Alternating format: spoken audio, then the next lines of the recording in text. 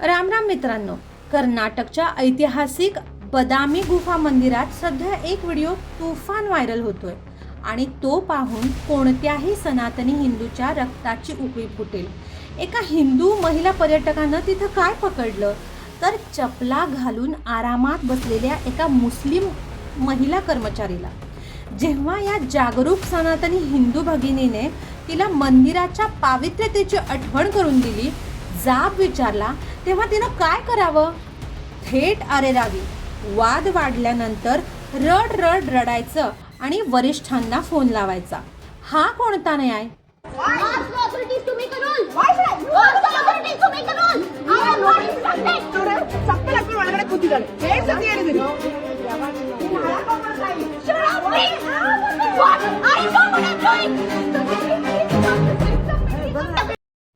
मंदिराच्या पावित्र्याची जपणूक केवळ पर्यटकांचीच जबाबदारी आहे का?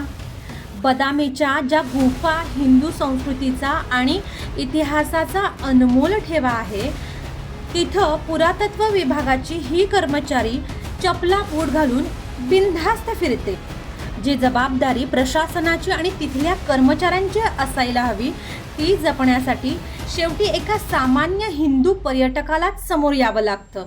ही सर्वात मोठी शोकांतिका आहे। हा केवळ निष्काळजीपणा की सत्तेचं अभय? मित्रांनो, विचार करण्यासारखी गोष्ट आहे। हा वाद फक्त एका कर्मचाऱ्याच्या पातळीवरचा नाही आहे। कर्नाटकमध्ये जेव्हापासून काँग्रेसचं सरकार आलंय तेव्हापासून अशा घटनांमध्ये वाढ का होतीये? तुष्टीकरणाच्या राजकारणामुळे सरकारी यंत्रणेत काम करणाऱ्या ठराविक मानसिकतेच्या लोकांना आपलं कुणीच काही वाकडं करू शकत नाही असा एक छुपा आत्मविश्वास मिळतो का? या कर्मचाऱ्यांची अरेरावी याच मानसिकतेतून आली आहे का? हा प्रश्न थेट जनतेच्या मनात निर्माण झालाय। पुरोगामित्वाच्या नावाखाली संस्कृतीचा अवमान। स्वतःला पुरोगामी म्हणून घेणाऱ्या राजकीय नेत्यांच्या राज्यात सनातनी हिंदू मंदिरांच्या पावित्र्यतेची पर्वा कोणालाच उरलेली नाहीये का? जर हीच घटना दुसऱ्या एखाद्या प्रार्थना स्थळाबाबतीत घडली असती तर आत्तापर्यंत यंत्रणांनी काय केलं असतं याची कल्पना आपण करूच शकतो। मग हिंदू मंदिरांच्या बाबतीतच हा दुजाभाव आणि उदासीनता का? प्रशासनाला आमची थेट चेतावणी आहे। ऐतिहासिक आणि धार्मिक स्थळं म्हणजे तुमची पिकनिक स्पॉट किंवा आराम करायची जागा नाही।